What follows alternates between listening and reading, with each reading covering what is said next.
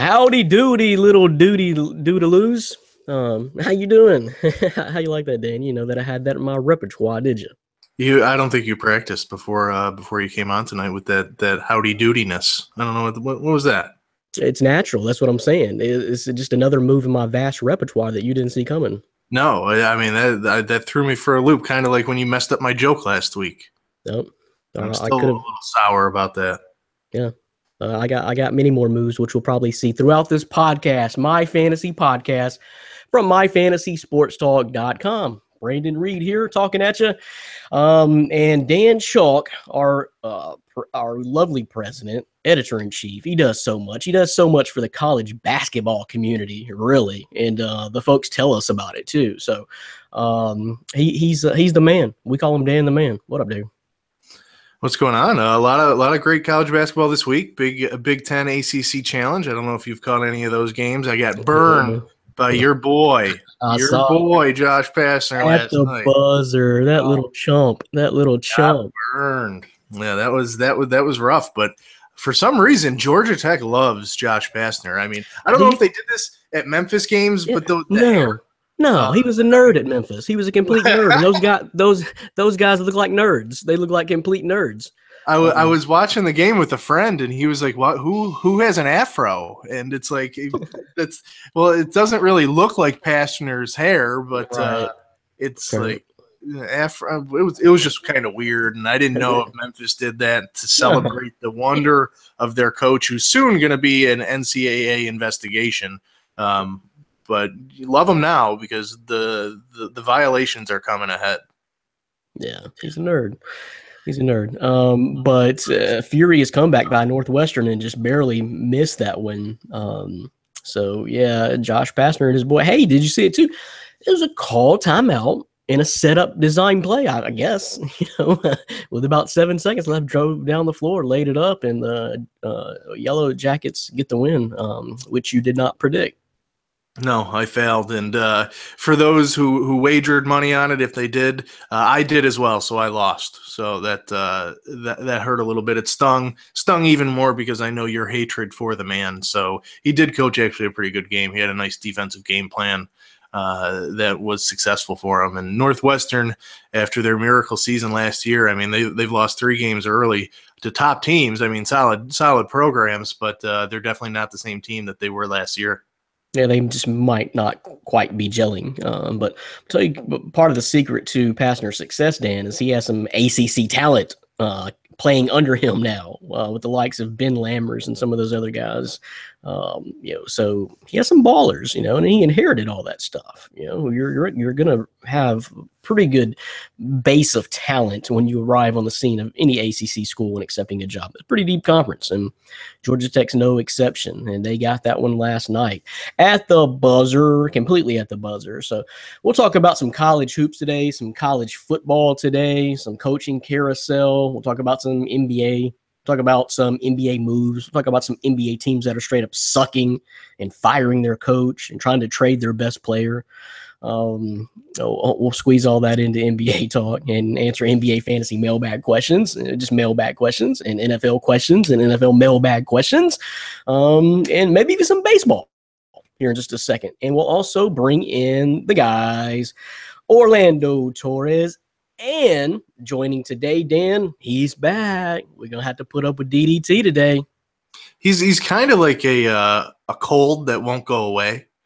It's always there. It's like, oh, Dylan, hey, welcome. And that's what well do today. Yep, put you down sometimes, Dan. He tried to put you down. He's making a charge in this football league. Man, I don't know. I don't know, Dan. If he wins this league, we will not be able to allow him back on the podcast. I'm okay with that. I'm good with that. It's a lose win, lose, not a win. So something. We'll just have to say hello, welcome to my fantasy podcast. Here's Dylan Davis Tirado, and then let the whole hour and a half just flow. He can flow. He can flow it the whole time too. We'll have to, yeah, it'll be the DDT show for that episode. So, but it could happen, Dan. Same way I did it last year. Coming from behind, watch out. We'll talk about all that in our fantasy football leagues and trash each other once Orlando and a DDT do join the podcast here in just a moment. So thanks for watching. Thanks for listening. Thanks for joining us on the website, myfantasysportstalk.com, checking us out on WBLZsports.com, checking out our YouTube page, and checking us out on iTunes. And I probably forgot one or two, but check us out, sportstalk.com. So, man, just this Thanksgiving weekend, Dan, man, there's from that period on, basically from our last podcast, just about till today, there's so much going on in the world period, but in the world of sports too. Just, man, it's like every way I turn, it's like there's something going on. Not only the Grizzlies stuff, which I alluded to earlier in the opening, and just the college football shakeup, the NFL. I have no idea what's really going on in the NFL right now. The NBA period. Since we last talked, the Cavs are in third place now. I don't know if you knew that, but they went from ninth to third in about 6 days. So they're on a roll, man. And college hoops kicking off, and the bowl scenarios. Who's going to make the playoffs? Who's going to what bowl? Memphis very well in that as well. Plus their possible coaching situation, Dan. So, man, I don't know. I'm just like, I need long naps throughout the day to keep up with all this. Yeah, it's definitely a good time of year to be a sports fan. If you look at it, you have them coming from all angles. Even MLB offseason has kind of been slow to start. But as soon as the December winter meetings begin, that's when that's going to actively pick up. So you have, the trade chatter between is Giancarlo Stanton going to be traded? The Marlins came out and told Stanton if he doesn't waive his no trade clause, they're going to sell everybody else out and be just a terrible team that's not contending. So I expect they will do it. They will do it. Yep, and Jeter knows he needs to get payroll down. They're already asking for more money from investors, so they're already in a financial hardship, and they just bought the club. So they're definitely going to be selling them a lot of pieces, not just Stanton, but D. Gordon, Martin Prado, different things like that. So baseball will only be kicking up, more steam as the winter, moves along. But like you said, one thing I was looking at the college football lines. And Memphis, only a 7-point underdog to UCF, and they got crushed by him earlier in the year, right? Can I tell you something, Dan? Tell me. Bet that, because Memphis is going to win. Memphis is going to win. This is not just a homer talking, man. We've got the momentum. That was just a fluky game in Central Florida, and we're the team you don't want to play right now. We have Anthony Miller making plays, so we talked about last week on the podcast. Riley Ferguson. We also have the running back, man. I forgot his name. Randolph, I think. I don't know. The guy returning kicks. You may have even heard about him. But our kick returner has 4 returns already for touchdowns this year, and is averaging just about 50 yards per return. So you got to deal with that. We're just loaded. Phil Mayhew, another wide receiver. I don't know if you saw this, Dan, but Central Florida is ranked number 1 in points for in NCAA football. Memphis is number 2. This is going to be a hell of a game. And I honestly think we're the team you don't want to play right now. And I'm insulted by that line. I think that has a lot to do with what you just said, because the last result, but it ain't last time. I promise you. Yeah, I mean, it's always tough to beat a team twice in the same season. I'm a big proponent of that belief. I watched their game last week against USF. That was one of the best college football games I watched all year. Just the last 3 minutes alone was absolutely mind-boggling. It had, a long touchdown pass, then brought to tie the game, and then a kickoff return to put UCF back up. So it was definitely an exciting finish. I think it's going to be a lot closer than the first time that they played. I'm actually kind of surprised in the confidence that you have in Memphis, but I'm not one to doubt them. I've seen them, play a couple times this year, so they're definitely a good team. I might take your advice. I might take the +7, but I'm going to buy the insurance with you. So you'll have to pay me back whatever I lose. That's completely. Sound good? That's completely fine with me. was looking to see. It's Tony Pollard, the kick returner. So we're a dynamic offense, man. We're a dynamic offense, and that first time was a fluke. So it was a 23-point victory, I think. I think the final was 40-17. But 7-point spread is an insult. Either way, take the money. It's not going to be a huge swing either way. I don't think it's going to be a complete shootout, and I completely believe we're the team you don't want to play right now. But man, it's going to be a hell of a game between. I'm not sure the country knows this. The country needs to know this, that this bowl game, this championship game, not bowl game, but championship title game, is between the number 1 and number 2 scoring teams in NCAA football. What do you think? Do you think that's ever happened, Dan? I mean, say a bowl game or a conference championship game where the number 1 and number 2 offenses in the country meet each other for so much on the line? Yeah, I mean, I definitely think it's rare. I'm sure it's probably happened when you get, a couple national championships, with the 1 and 2 teams. Sometimes they have, high powered offense. So it might have happened before, but it's definitely rare. And it's definitely rare when it's between UCF and Memphis. They have number 1 and number 2. I mean, they've been good over the last few years. Well, UCF was terrible a few years ago, but usually they have a solid team, but you don't think that they're going to lead the country in offense. So it's definitely an underrated game. I don't think it's getting enough pub leading up to it, like some of the other ones like Ohio State, Wisconsin. But it's definitely going to be probably one of the better games that are on this weekend. And the two teams just happen to be in the same conference. Now maybe that's happened before with, powerhouse SEC schools, and even back, when the Pac-12 or 10 was dominating with, USC on the rise and Oregon, so maybe that's happened before, but that's something. What does that say about the AAC? Pretty strong football conference, and don't forget about South Florida. South Florida was right there and killing all year too with Charlie Strong down there. Yeah, and not only just the football conference, but basketball. They're one of the deepest in college basketball. I mean, they have a lot of solid programs. Obviously, Memphis is not one of those solid programs this year. Neither is UConn. Did you see Arkansas destroy UConn? That was like a 40-point blowout there. And I think it ended a little bit closer, but I mean, Arkansas is a good team. I think they're finally getting in the rankings, but they were getting slept on a lot. Arkansas and Alabama. I mean, Alabama almost beat Minnesota 5-on-3.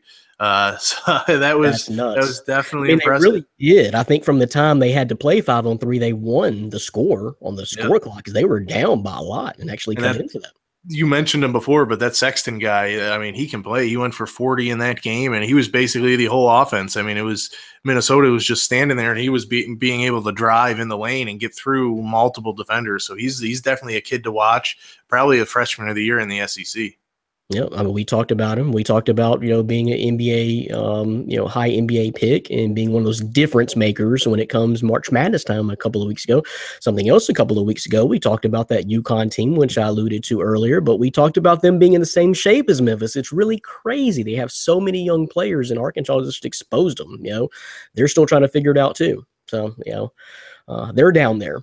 So Memphis and UConn, probably be battling it out for about middle of the pack in the AAC, I would think. We'll see what happens. But the SEC is going to be good this year. I'm going to be penciling in a lot of SEC teams in my NCAA tournament bracket, Dan. Yeah. I mean, they're probably the deepest conference, and you look a few years ago, they weren't. They were one of the worst. So when you have Florida, Alabama, Arkansas, like we said, Missouri, obviously some of the other big power ones, I mean, they're just slipping through me. Even a team like Auburn is solid with Bruce Pearl, although you never know what's going to go on with that supposed investigation that's going on. But yeah, I mean, it's a deep conference. I think they're going to beat themselves up in conference play. But losing to some of those teams aren't going to hurt your resume. It'll only help it that you're facing those types of teams consistently throughout conference play. So it's definitely going to help them. And I think you're probably going to see the SEC at the top with like the Big Ten and ACC as most teams in the field this year. Yeah, I would say probably guaranteed 5-6 because they're deep. They're deep like that 5 through 6 or 1 through 6 because Arkansas, think about the teams that are at the very top, just like in the top 10 alone with Kentucky, Florida, Texas A&M. So that's 3 right there, like within the top 10, 12 in the country. So everybody else has to fall in line, with your Arkansas and Alabamas, and everybody else.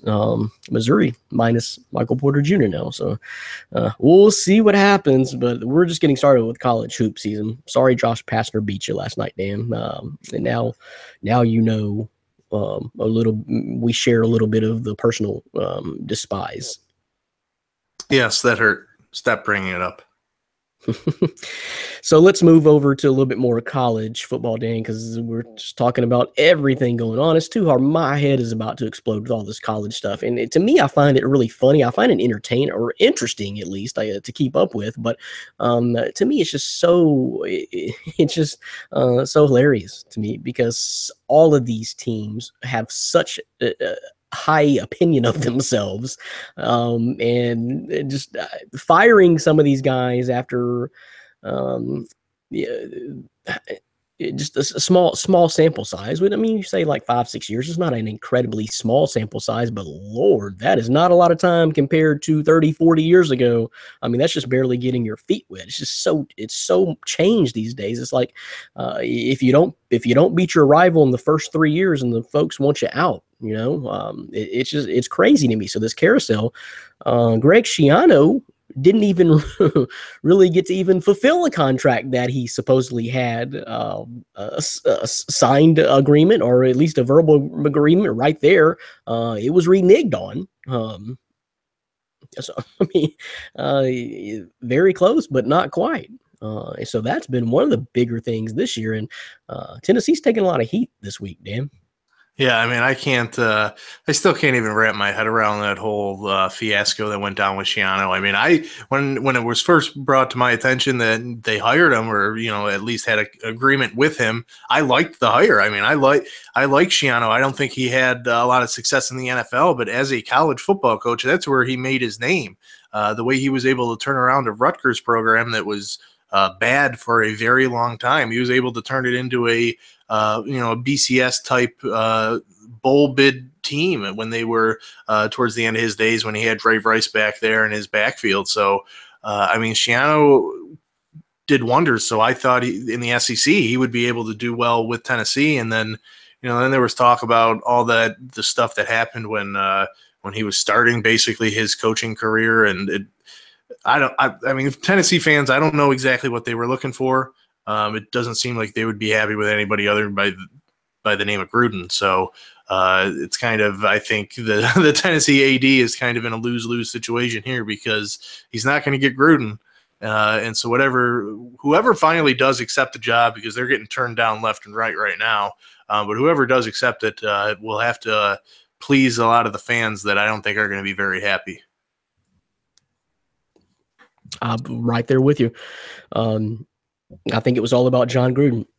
The excuse you're using as far as Schiano's past at Penn State, I mean, come on, man. He was probably in his mid to late 20s at that time, and I'm just finding a hard time to believe. Me personally, I could be wrong. People surprise us all the time, but I just find it hard to believe that many people would have known about that stuff and turned a blind eye. I'm sorry, that's bigger than football. That's bigger than your job. That, that's a life-changing moment if you were to really walk in and experience that and see something like that, as was supposed to have happened with Schiano. So I just can't believe that. I just can't believe that. But anyway, it's allegations. It's just allegations. If I'm not mistaken, Peyton Manning has allegations against him from right there on the Tennessee campus. So let's start in your own backyard if you want to get on your moral high horse. It was all about Gruden, and it was obvious that Gruden wasn't coming to town. So it's like, and I'll be honest, the Schiano hire, you said you like it, Dan, but it did kind of blindside me. I didn't see it coming, and I could understand if maybe the fan base wasn't riled up about it. But don't use his past at LSU, or I'm sorry, Penn State. And throw just some kind of silly, nonsensical argument and protest as to why you don't want that guy. What you're really doing is throwing a fit like a little baby. Yeah. I mean, I didn't understand it. I mean, the Schiano hire itself was surprising. I didn't know he was even in the running, but as an actual hire for a college coach, I mean, if you can get Schiano to run your program, I mean, it's not going to be a mistake. It's not going to be anything where he's going to ruin that program as much as it's already actually been done. I mean, Tennessee hasn't been relevant in so long, since back to Peyton Manning and T. Martin. I'm actually surprised. And Philip Fulmer. Yeah, I mean, he was the coach during that era, so I'm actually surprised they don't go after T. Martin, who led them to their last national championship. He's now the offensive coordinator at USC. To me, that's a perfect fit. So I don't know. Maybe they have reached out to him and he's rejected. I don't think that would be a job that he would reject, going back to your alma mater as a head coach, or no longer an offensive coordinator. So that's a little surprising. But who knows who's going to accept it, but they're going to have to fill it soon, because recruits are probably waiting for this. And Butch Jones is already out there telling them to leave school. So it'll definitely be interesting to see what Tennessee does, because they'll have to come up with some type of name, and it has to be better than Schiano now, because that's, to me, maybe the fan base will be happy, but I think they need a big name coach to be able to step in. And, as we've seen Gundy from Oklahoma State reject them, and other names, supposedly they're going after NC State's Dave Dorn now. So we'll see if the guy from, where does he coach? Brom from Purdue, he turned him down. Right. So they're getting rejected left and right, which isn't good for an SEC school to get turned down by a head coach from Purdue. So that yeah. Well, Cutcliffe. Come on, he's one of your own. Yeah. I don't think Cutcliffe's ever going to leave Duke. He just likes that school. He's comfortable there, and he's not lucky have they been to have the run of Krzyzewski and now even David Cutcliffe now for quite a long time. It's been, Lord, he went there a long time ago, right? It's been, are we approaching 2 decades? Yeah, he's definitely been there since at least the early 2000s, I would think, if not longer. He's so respected in the coaching community, even by guys like Peyton Manning, who only wanted to work with Cutcliffe, was his offensive coordinator, QB coach, even on the side in the offseason. So he's a respected name. He's loyal. So Tennessee was kind of just spinning their wheels by going after him. Yeah. Some teams do it right. Some teams don't. The Tennessee Volunteers have been that team since making the decision to let Philip Fulmer go. So I really don't have any pity, just because, well, first of all, I'm a Memphis fan, so it's naturally in me to not like the Vols anyway. But this has been just a circus, man. It's just been a circus, and don't give me that crap about Schiano, man. This was all about John Gruden. They really thought until that moment they had a serious shot at John Gruden, until the athletic director is flying off to have another guy ink in a contract. Then it's woo. So man, it's just ridiculous. Like I said, there's probably plenty of things right there on your own campus to get on your moral high horse about, if that's what the issue really is. Paint a different rock. Yeah, that's all I gotta say. Let's move on to pro football. How about Eli Manning being benched for Geno Smith? What is going on in the universe? I don't know. The Giants are going nowhere. They're 2-9, so I understand I understand the move, and ultimately, it's not going to be Geno's show. They're doing it to see what they have in Davis Webb, their 3rd-round draft pick, who's a rookie. From what I've heard, they made this move midweek, obviously on a Tuesday, and Webb hasn't really gotten any reps, so they didn't want to throw him out there this week with little reps. He will play mostly in the second half.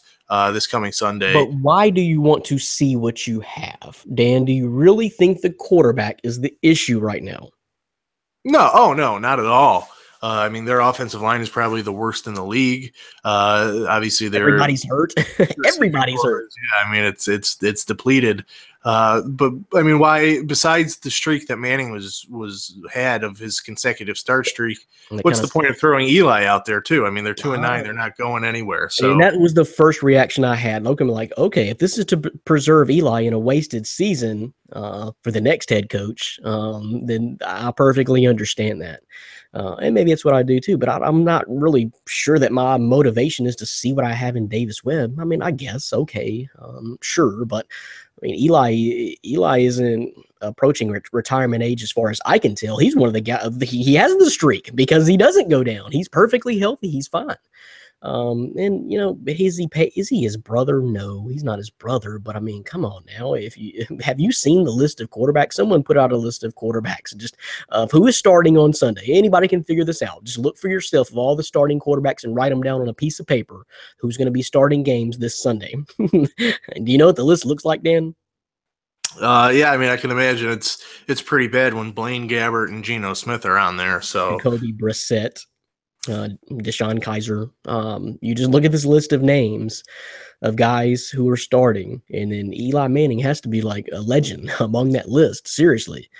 So I don't know. I don't know. It's not a big enough sample size to me. I'll be honest with you. I'm usually for giving coaches a lot more time, but why don't I like Ben McAdoo, Dan? This offense just hasn't looked right since the day he stepped in the door. And you had it all before, but it's been bad to me. The offense has been a mess.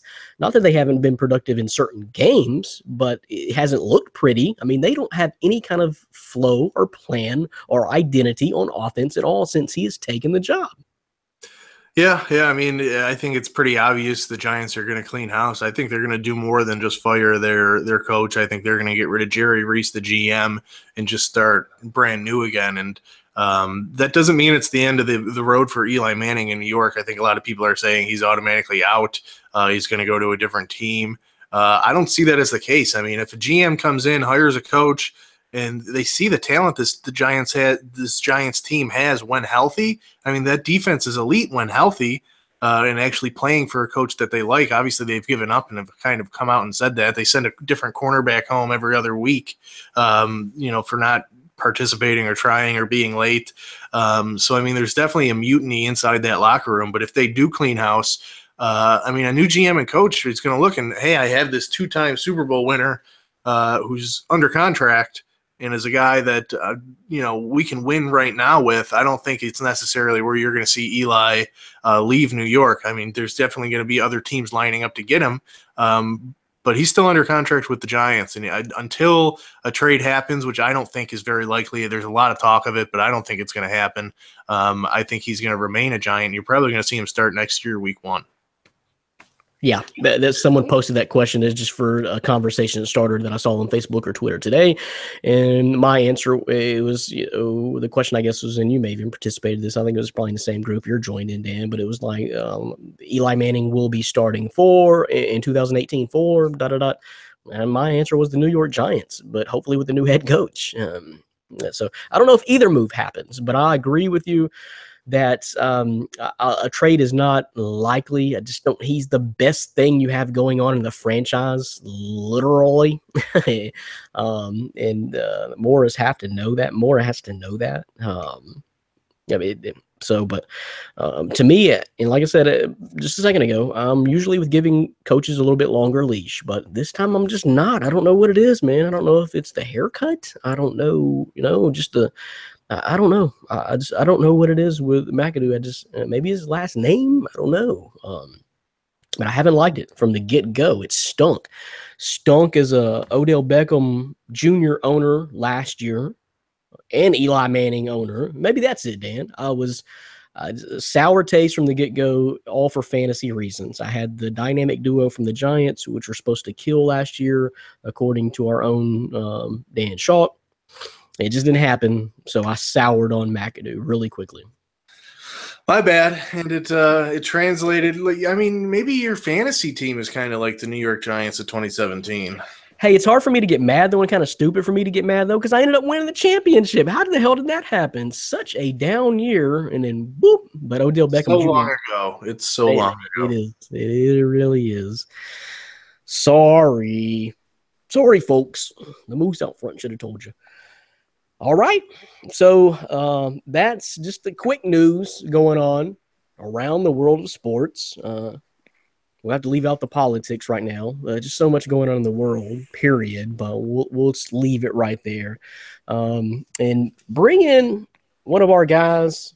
I know DDT is on the line. Bring in Orlando Torres in just a second, and we're going to talk trash about our fantasy leagues. Dive a little bit deeper into that in just a second. Don't go nowhere.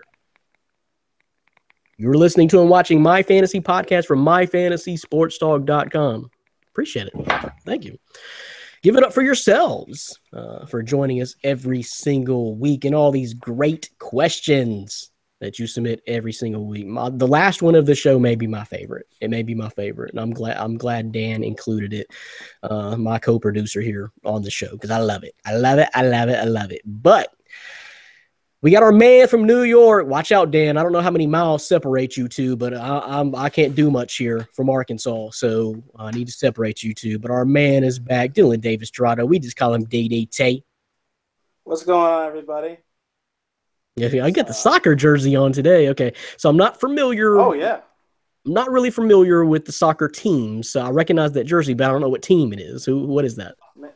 It is Manchester United. I am wearing this because I've been a Manchester United fan since 2008, and it is for the fact that we are now the all-time winningest club on the road. We've secured 900 points in points total in the Premier League. We are the all-time winningest club on the road. Nobody stops us. We walk into your house and we stomp you.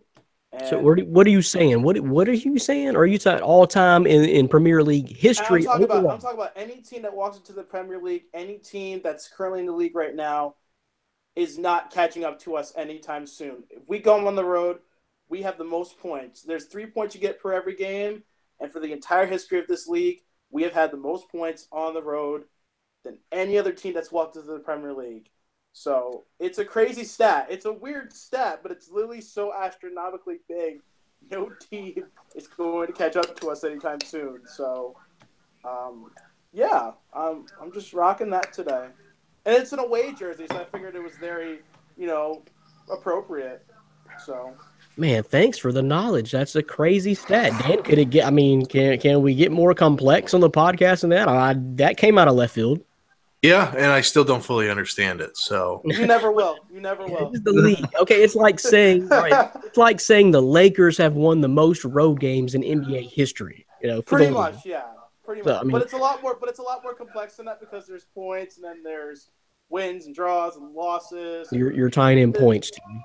Okay. Yeah, it's if you don't watch the league like I do, if you don't watch the sport like I do pretty much every morning, noon and night, unwillingly sometimes, just because I'm that addicted and it's a problem and I need to see a therapist.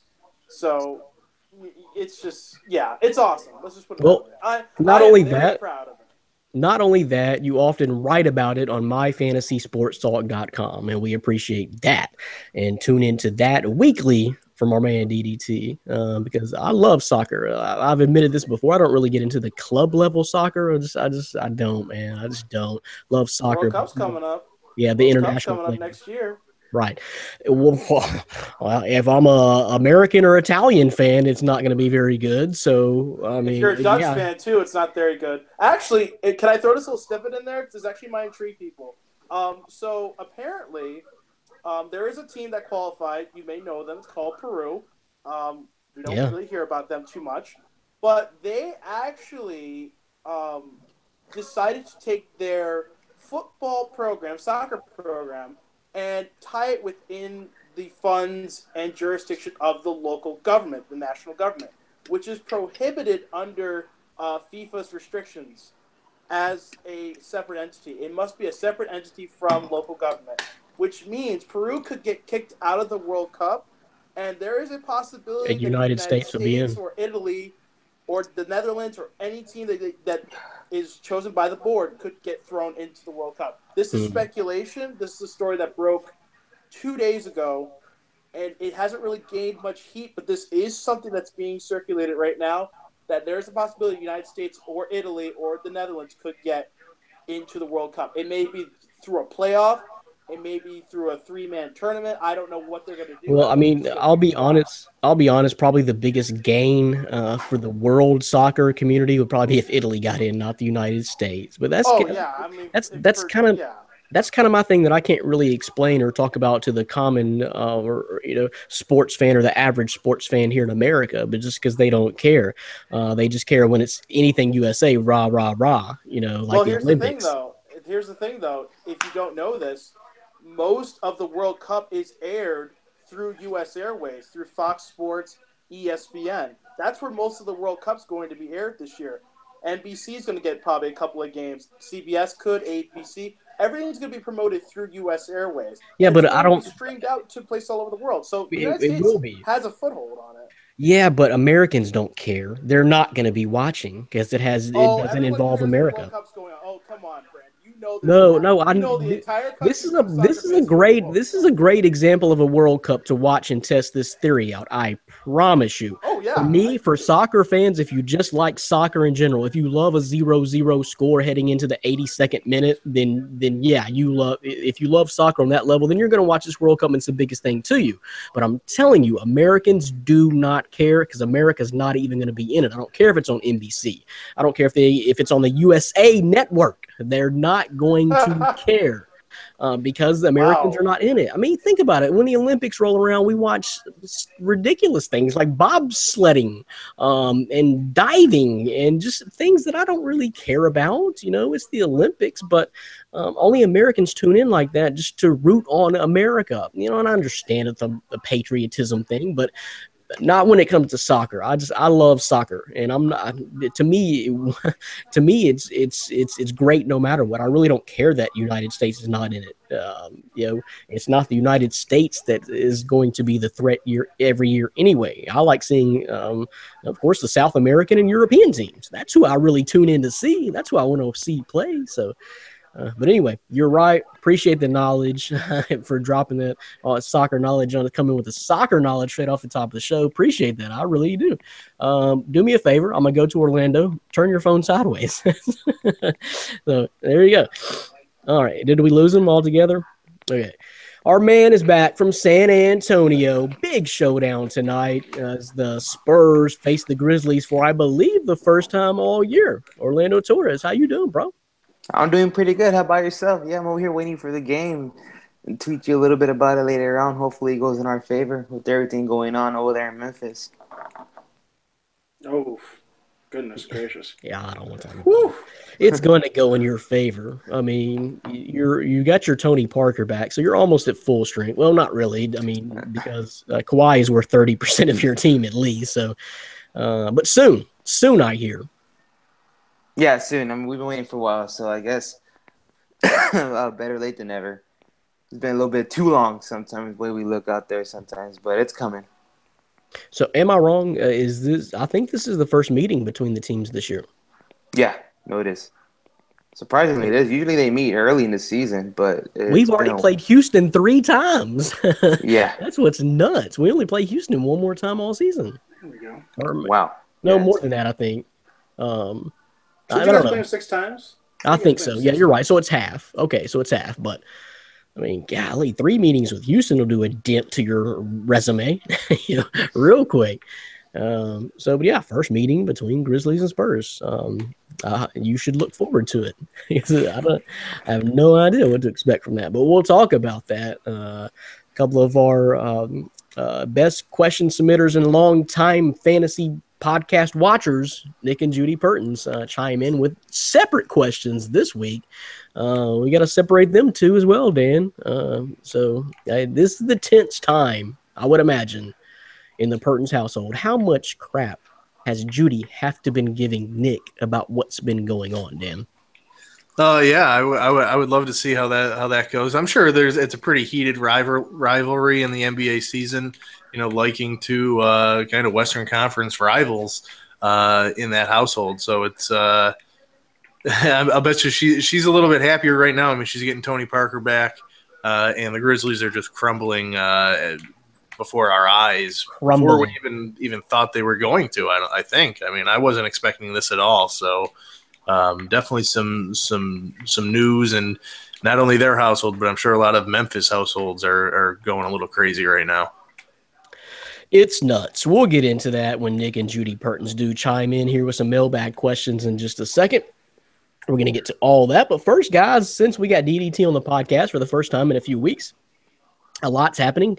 Dylan, I was just telling Dan earlier that you're making a surge in this fantasy football league, and he should watch out. I'm not sure he's the hottest team anymore. I don't know how I got this good, honestly. I picked the team pretty much based on making sure I would have availability week to week, but I kind of messed up mid through the season and had a bad week where I just couldn't put players out. And then I made a mistake of not playing Robbie Anderson, who has been amazing for me.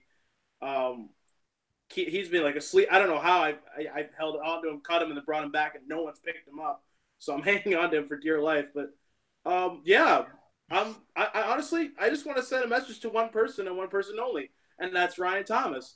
When he hears this, I told you week 1, I'm coming for you. That time has come, and I just want, honestly, he should just lay down, put a team out there that doesn't matter, and just take it. Because either way, I'm going to destroy him. Because I should have beat him week 1, and I'm very upset that I did it. And I'm coming for him. I'm coming for him, and then I'm coming for the rest of you. I want that. I don't know that you're talking to me. I mean, I'm talking to you too, Brandon, because you'd have to back the truck up. Me. Come after me. I don't know. I don't like the trash talk. I want you to kind of cut like a heel WWE character kind of promo, like the way Ryan comes on here. Well, here's the thing right now, Dylan. You've got work to do. You're just in my shoes. That's why I love this. It's going to be interesting to follow you, dude, because you're the 7th seed right now. You're not even in the playoffs. You got to win. I know, but that's the thing, though. I come out of nowhere. Like, literally, I come out of nowhere for a good reference, like Kane comes out of the ring. Out of nowhere. Or like, a random Sami Zayn hitting Randy Orton with a chair in last night's SmackDown Live event.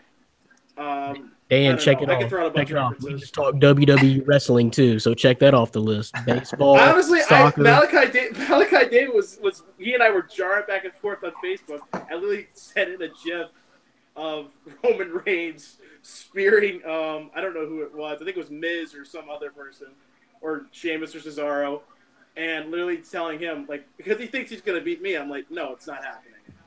Like, out of nowhere. It's over. RK, let me address the other two guys real quick, DDT, because I don't know if this has ever happened on the podcast, but I got beat by both the other guys last week in the same week in fantasy, where Orlando beat me in football. My playoff dreams are over. Not sure that trade worked out so hot for me after all. Orlando beat me. And then Dan beat me in basketball. I'm on a 2-game losing streak in basketball. So I just like to say, I'm not paying attention to that. I could have a better record than I have. I have not paid attention to it, and it's killing me because I'm trying to focus on fantasy football along with so many other things at the same time. I've lost track of that league. I really have. That's good to know. I appreciate that. When it's over though, I'm coming back for you guys too on that one. I don't know. It might be too late. By the time you focus back on basketball, we're gonna have to change your name to Layup. In basketball, man, I don't know, man. The waiver wire is getting so thin already that if you don't have a good team, I don't touch it. I like the team that I have. I set it up. Okay. Oh, what's your record? I'm just gonna work with it. 2-4. Oh, I'm garbage. I'm hot garbage. Well, then why are you talking about it so much? You're done. You're done. Because if you're 2-4 this time, if you've already lost 4 games, your team doesn't have it. Your team doesn't have it. But anyway, I have James Harden. If I could just keep him on the starting lineup and not have him sitting in my bench. Oh. God. I just keep forgetting to set up the lineup because you're not paying attention. Too much to jumble. If you're going to keep him on your bench, you can get him to someone like me who's going to start him. As Dan would say, you're not a big baller. If you're not playing James Harden, as Dan would say, you're not a big baller. Isn't he averaging like 35 points for the whole month of November so far? Yeah, he's destroying people, and I've had him on my bench. And you got him on your bench. Wow. Yeah, I have him on my bench. By the way, where are you in fantasy football league this year? You gotta focus. Yeah. Focus. Bring you back to earth, man. I may be at 7th, but I'm the most dangerous team in this league right now. Looking back at these fantasy football standings, so actually right now, I'm looking at the projected playoff bracket in our fantasy football right now. So Prestige Worldwide, who Dan has bashed all year long, said he was trash. He's the number 1 seed. Not the way I did him. Not the way I did him this weekend. I'm you know what? I'm the only other person. You don't look like no. Listen, did you see the score that I put on him? Well, he's still number 1. Number 1 seed. Look what I did to him. I'm not even in the playoff bracket. Here's the thing. I got to ask Dan, what's going on, man? I feel your slide. You may not admit to it. You may still say you have the best team and Prestige Worldwide is junk, but I see your slide. Your slide is happening as we speak. Oh. Yeah, it's kind of reminiscent to last season. I was the number 1 team all year. and I fell apart at the end. And a lot of it has to do with your boy over there in Tennessee, and Marcus Mariota. I keep putting him out there, and 7 points last week isn't going to get it done from your quarterback. So him, along with our guy Kareem Hunt.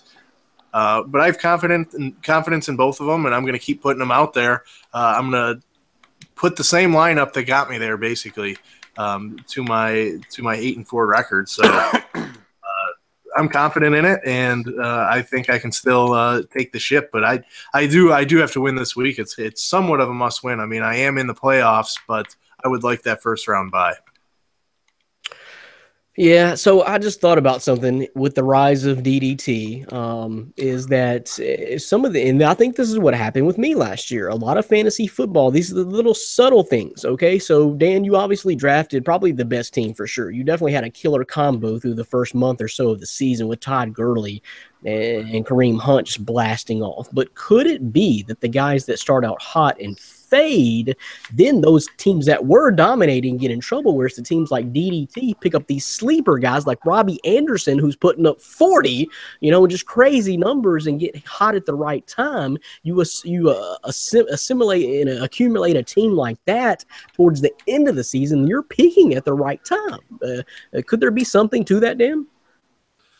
Yeah, for sure. I mean, I've only made 5 moves all year, and I think 4 of them were a damn kicker. So yeah, exactly. So you're ride or die. You are ride or die with the squad you built, but the thing is, they may be slumping as these other guys are peaking. Yeah, for sure. And to try and make moves late in the season like this in a 14-man league, you can't really do that with the thinness of that waiver wire. So it's definitely a skill that you got to kind of hone in and craft. And yeah, maybe I wasn't the best with the waiver wire in this league this season. So it's that. I mean, that's fantasy football. You got to kind of have it from all angles. So I may have, the best draft that you've ever witnessed, experienced, or seen, but it might not get me a championship. Yep. I think there may be something to that. Just something to keep in mind. Because I think it kind of happened with me last year. I made a lot of moves, but this year we're kind of locked down. I mean, even if you wanted to try that theory and approach, Dan, is 20 acquisitions. That's it. You ain't got a lot of room to work with. I maxed out. I was about to say, man, I maxed out too. I was trying to pick up Case Keenum this morning. I'm over here looking at Dak. I'm like, man, he's not producing, and I couldn't pick him up. So I think I still have a couple more spots left. I made the mistake last year of doing too many and forgetting that there was a limit. This year I've been a lot more, I won't say I've been aggressive with it, but I've also made sure, like, there were some weeks I was just like, I'm going to skip on this guy. I'm going to skip on this guy and work with the team that I have. So it's definitely something you have to take time to learn. But this year I got a lot better. I was probably a little too aggressive early in the season. Well, I got 15 moves, guys. So if you want to buy them from me, $5 a move, we'll make that work. I might need that soon. I might take one of those spots. I might PayPal me. So. Oh, you may not even make the playoffs like me, so why are you going to waste your money? Because I got money to blow. I mean, I hope. After bills are paid, I got some money to blow. I'm not out of the bars every weekend. So, Dan, I'm looking at the playoff brackets again for the Fantasy Football League. Go with one game left, of course, but out of the 6 playoff spots, it was 2 fans of the site who were making it right now, not to mention the number 1 seed overall, Dakota Day, Prestige Worldwide. Then you got, I think, Dennis Durso, number 4, Show Me Your TDs. 2 of the fans making the playoffs out of the 6 teams. Yeah, Dennis Durso definitely showed me his TDs last week. He put up over 130 points against me, so even if my players produced what they were projected, I wouldn't even have come close. So he's got a pretty solid team. Prestige Worldwide, I just looking at his roster and then his record makes me angry. I mean, sweet Jesus, his team is not good. It's just not, and I don't know how it continually wins. But I mean, more props to him. If you can win with that kind of lineup, it's a pretty damn good record at this point.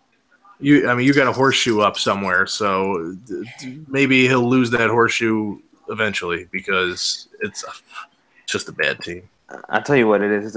It's a Sean McVay there leading his team with the Jared Goff and the What is he, quarterback. 9-3? I guess he's 9-3 Yeah, now. he's 93, but here's the thing: he's only scored 990 points. I mean, it's second or third lowest in the entire league, and he has the best record. So, if he Just was getting that edge, though, it's just like you can't even count that. It's just sometimes you're getting that edge. I've had lucky with the games matchups. this year. Yeah, like literally, I think Orlando and I had a really close one. I think it was like 85-84. Literally, I think my defense or my kicker made the difference. Why you gotta bring up old stuff, man? Why you gotta bring up old stuff? I'm not trying to hurt you. I'm just trying to bring up a stat. I'm keeping the conversation going. Trying to hurt me, man. Listen, man. I was back in week 4. Let it go. Let it go, man. Listen, don't be hating. Okay, don't be hating. Not everybody can be like me, and that's a good thing. Too many of me's would be a problem. Oh, I'm looking for that surge. I don't know. You still got Ryan Thomas in there who's hanging on to that 5th seed. If I win, I'm in and he's out, though, isn't it? Because of record, I kick him out, something like that. I think that I don't know. The whole standings threw me off. So, Dan, you told me if you lose and I win, I would get a first round bye. How does that work? You would win the division. No, is that how it works, or is it two best? I thought Malachi no, division winner. Each division winner gets a first round bye. Well, he ain't beating Prestige Worldwide. Yeah, but how do I go from 7th to 2nd though? How does that work? Because you won the division. Lose too. He ain't winning the division over Prestige Worldwide. No, he's in my division. I'm in our division. He's 7-5. I'm in. Oh, that's right. Okay. I'm in. Oh, I see how this works. Wow, Okay. Dan. Wow. But all Dan needs is a win too. Your magic number's 1, right? Yes. Wow. Yeah. If I win, I lock it up, no matter what. Even if Dylan does win, but if I lose and Dylan wins, he'll win the division because he has the head-to-head tiebreaker over me. No. Oh, that's right, because I got the one. Oh, wow. I just realized that. Okay. Wow. I'll tell you what, Dan, we're going to have a committee meeting in around July sometime. We're going to sit down. We're going to formulate a plan with a few guys, at least get a few guys' opinion on scheduling and rule changes for next year. So we're straight up legit going into next year. I kind of like the idea of my commissionership. I'm not dealing with this stuff. Too much pressing. I apologize. But that trade was such a bad idea, Brandon. Thanks a lot for totally ruining the fun. What are you talking about? You and Ryan really throw that trade around. There's conspiracy theories, like who knows, from an underground bunker in Area 51. What are you talking about? Does what? No, the conspiracy. Well, I mean, I just find it odd. I don't know if it's a conspiracy, but the two guys ahead of me in the standings vetoed the trade within 15 minutes. Okay. But as far as the other thing is, we still have a matter of a couple of missing veto votes. Who are the other two? So that's your conspiracy. I'm just glad I wasn't one of them. I'm glad I didn't even see the trade. I'm watching this all from my drinking a cup and sitting in my nice little lawn chair watching all this ensue. Can we also throw in that Darren Coppage has had a 2-10 record? Is it putting a team out there? Le'Veon Bell's on his bench, and I would kind of like him to put a team out there. Yeah, I got lucky. It's killing me. He's like Dylan, but in football, because you got James Harden on your bench, so you should know how that goes. Hey, when I catch up to you in basketball, I hope you got some more words for that mouth, because I'm gonna have a lot more for you too. Basketball's different. I don't know that you're catching up in basketball. I can catch up. There's a way. Football's different because guys get hurt, and then those guys, kind of like your Robbie Anderson, you can still have those guys. But in basketball, not enough guys get hurt because I think the waiver wire is depleted already. To be honest with you, there's not a guy. I don't even need the waiver wire. I like the team that I have. I'm going to rock the team I have for all year. Okay. I have no problem with it. If I would just stay with the record, I probably would be at 500 right now.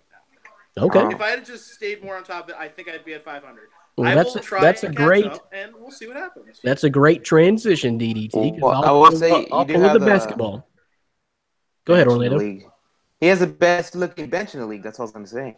I don't know about starting team. Oh, my bench is amazing. It's amazing. What do you mean bench is amazing?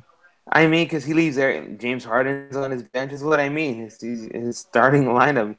He's not rotating his guys is what I mean. Let's put it this way. If there's a Sixth Man of the Year award, James Harden would definitely get it if it was in this league if we gave the award.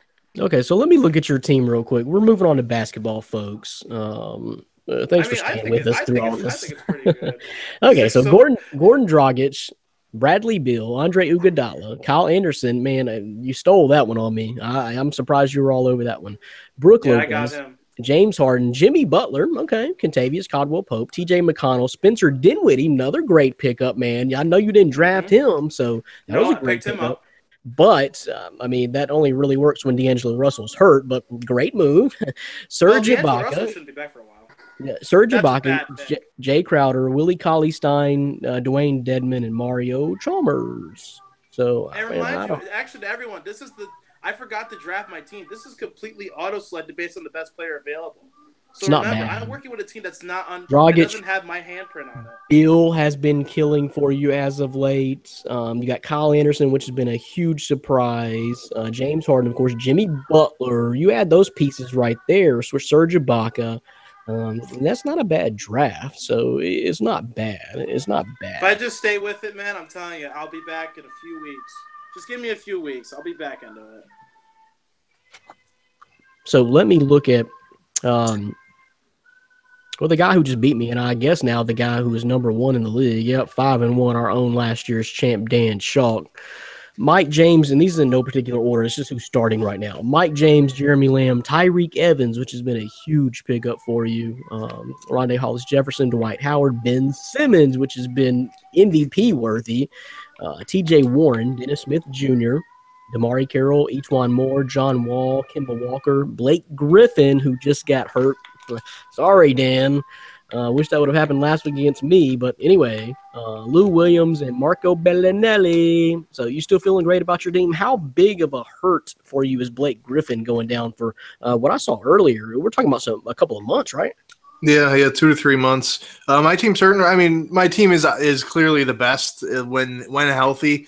They're just putting up more points in loads than everybody else. You guys can just look up at me. But yeah, I'm dealing with some injuries right now. Not only Blake Griffin, Kemba Walker is out, John Wall is out. Basically, my 3 best players are missing action right now. So I'm confident I'll be able to kind of stay afloat, but I don't think my winning streak is going to continue into the double digits like I had envisioned if my team stayed healthy. Yeah, like I said, I wish that Blake Griffin thing would have happened against me last week. Just my luck. Ben Simmons has been balling out, though. Got 13 for you heading into the second quarter already. Yeah. He's obviously the rookie of the year in my eyes, and he's putting up stats in basically every category, from points, assists, rebounds, shooting percentage, even blocks. So, and on ESPN, he is now point guard eligible, which is pretty big. So you can move him from point guard to power forward. He has multiple eligibilities at different positions, which is kind of big when you can craft your lineup around that. Oh, it's huge. It is absolutely huge and something to look out for, especially in leagues. Are you saying he has everything in between point guard to power forward, or just point guard and power forward? Point guard and power forward. What? That nuts. Is so weird. That is nuts. That's like weirder than Evan Turner playing small forward and then also being able to play point guard. That's just weird. I mean, I agree with it. Yes, I agree with it, but it's just completely weird. You can play point guard or you can play big man. You can pretty much be Magic Johnson 2.0. He played power forward and point guard with the Lakers. He switched back. Could be. He's looking really good. He's looking really good. Like within a couple of years, he's going to be MVP consideration probably for real. Can he lead the Sixers to a championship, you think? They got a lot of pieces right now. We'll see how it all fits together. But they got so many good guys. They're just not going to be able to keep all those guys after the rookie deal. Embiid, what is Embiid doing? You see that game? He had it's probably been a couple weeks or 10 days or so to 2 weeks or so ago. It was like, what was it, like 46 points, 20 boards, 7 blocks, and like 7 steals or some crazy number like that. I mean, he and Andre Drummond have both been balling out like crazy. That was the biggest number I've ever seen in daily fantasy, Dan. I think in our league he had like 102 or 103 points in our league. Oh. That's the biggest number I've ever seen in a game. One game. It's filthy. I think the previous high was maybe 70, maybe 80. That you've ever seen, or this season? It's I've ever seen. I've ever seen. Period. I've never seen a number like that in basketball. That's yeah. I've never seen triple digits. I mean, can you remember a triple digit game, Orlando? Didn't James Harden have one last year? He had triple over digit? like 110, I think. Yeah, 110, he had a big one. I think he He's had right. I dropped think he did like a that one. 50 or 60 points. Yeah. Okay. Man, that's He a dropped, huge number, though. It That was that game he dropped 65. It was the game he dropped 65 in December. And then that he had I think that. like 2 weeks ago, LeBron had a 90+ point game. That was He got ejected for the first time in his career. You see yeah, that? fell. But a couple weeks ago, he almost broke 100. LeBron a couple weeks ago. first Steph Curry gets ejected for the first time in his career, then LeBron James, and then all the NFL brawls. The world is just at attention right now. What is going on? Man, squaring up. Oh, Man, I'll tell you right now, Crabtree was ready to square up with Khalid, The too. Crabtree I needs was to like, stop let him wearing a fight. chain. Let That's him not the fight. first time he's gotten into an incident over someone Second snatching time. his chain off. Stop wearing a chain. You lose a lot of respect amongst the NFL community. You get mocked up twice over a chain. Like, why are you even wearing it? Just play football. No one cares about your jewelry. Everyone cares how many touchdowns you catch and how many catches you have. Just play That's it. football. And what the folks are telling us is just answer NFL mailbag questions. God, and waiting all day. So that's what we're going to do coming up next. Don't go nowhere. You're listening to and watching My Fantasy Podcast from MyFantasySportsTalk.com. Brandon Reed, Dan Shaw, Orlando Torres, and Dylan Davis Tirado on the line for you today. So we got a lot of questions from you guys, so let's get into it. We'll start in the NFL. We'll just go through the NFL real quick. And the first one, you know what? I'm going to do something different, Dan. Orlando, dude, this is from you. This is for you. Jay Baravian. Sorry, I didn't even practice that beforehand. Sorry, Jay. I totally missed that. I didn't even look at it. You shocked me there. I expected something easy. We start out pretty hard just from the get-go. But from Jay Baravian. Okay, from Jay. But what I want to do different is I want Orlando to read this question. You got it pulled up in front of you. I should ask that first. Do you have it pulled up in front of you? Yeah, give me a second. I'll go ahead and pull it up. Okay, because I want Orlando to read this question. It's for him. It's for him, so I want Orlando. It made my heart melt when I got this question. I enjoyed it. Pretty sure I had to read it over like 3 times to make sure. I was like, did I read this correctly, or am I just... It's just a thing. Orlando's got fans. Orlando's got fans, and it's a great piece. It's a great piece. I wish I had fans. Anytime you're ready, Orlando. All right. It says, Orlando, thank you for your man-up step-aside column this week. I had the scenario Breeze or Goff, and I had Breeze in until I read your column, and all I can say is thank you. No one I read said to bench Breeze for Goff, so you were spot on from Jay. And you're right. You nailed Brandon, that when one, you man. edit this, put some like heartfelt music behind when he reads that. Oh, I'm gonna drop hearts all across the screen, like. Oh my gosh. At first, I thought Dan edited the question or something to give me something nice for the holiday season or something. Hey, Dan may have won money on you. Dan may have looked at it and said, "Yeah, Orlando's onto something here. Bet 200." No, I have Goff in one league, and I don't have another quarterback option, but I played Goff, and I reaped the benefits. And I'll just say this with Orlando's column, I mean, it's he's gotten a lot of hate. I could say this season probably on the podcast from some listeners who haven't been happy. But within all those, those misses that you think you have every week, he has a lot of hits. So if you don't check out the column, I definitely recommend it. He does it not only for the Sunday games, but for the Thursday games as well. So there's a lot of good information in there. And his introductions are also enjoyable as well. So you kind of get the full package from it, and it's definitely a great way to craft your lineup. So anytime we get hate, we'll throw it out. But if you praise us too, we're going to put it out on the podcast. But definitely check out his pieces under our NFL section, because you'll be able to get a lot of great info to craft your lineups. Well, I mean, he's a writer. He's an actor. He's a thespian. I mean, what do folks Not a lesbian. Not a Wait, what was that word just now? Oh, you were confused too? Maybe I need to start pronouncing stuff better. I'm not even going to dive into that. That's dangerous.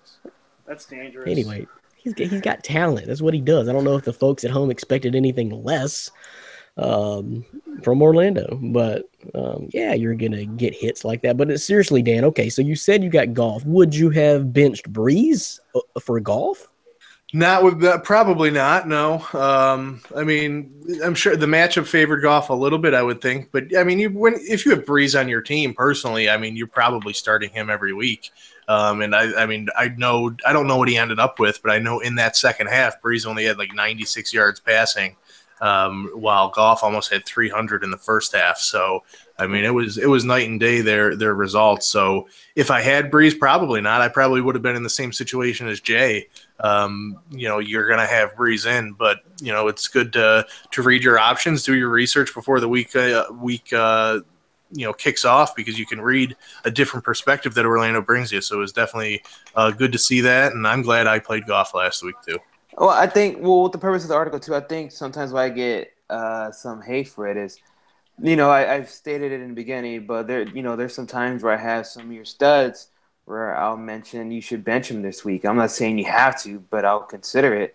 And then I'll throw out other options. So that's where the hate comes from. I know I've put Melvin Gordon in there before, but he's had some bad weeks. But basically what I do is matchups. Well, a couple weeks ago, we had that guy who was mad about DeAndre Hopkins. I mean, when Watson went down, his numbers declined. I mean, it wasn't going to kill you. But then I've had other guys, to start. I think I've had Robbie Anderson there before. Some other guys that you may look over, but if you look at their stat line, it's not about the names in fantasy. It's about what they're producing for you. So that's the whole point of the article. Yeah, I mean, such things as like DDT's own Robbie Anderson. How many weeks in a row did people probably keep him on the bench when he was going off in favor of other guys? It takes guts. It takes looking at the matchups to call something like that. Say like me, who would have benched Matt Ryan in Deshaun Watson's second start in the NFL? I don't think I did. It took me a while to catch on to Deshaun Watson, but there's things out there. You just got to call them and catch them. And you're going to be wrong half the time, but you're going to be right half the time, and it could lead to big things. So, but it's a matter of getting on the right, a page and mindset, with you and the readers. So saying, yeah, I can see that. I agree with that. And you do it just like Jay did.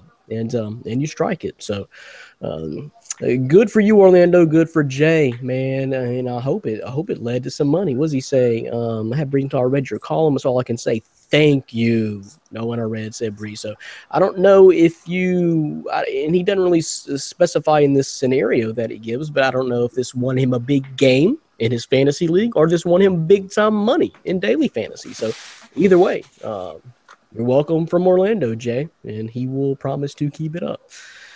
So let's move on.